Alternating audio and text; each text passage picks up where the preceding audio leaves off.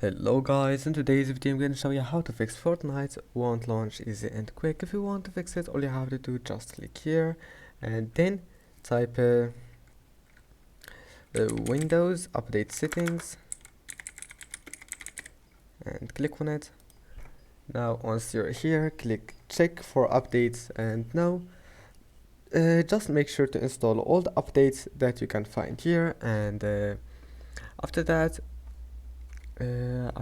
click go back and click here and then type game mode. Now turn on this option, go to captures and turn off those two options, and go to Xbox game bar, turn it off, and then just go to graphics settings and enable this option, and then restart your PC. And after restarting your PC, you will find that your problem is fixed. And that's it. Don't forget to like and subscribe, and thank you for watching this video until the end, and see you in the next video.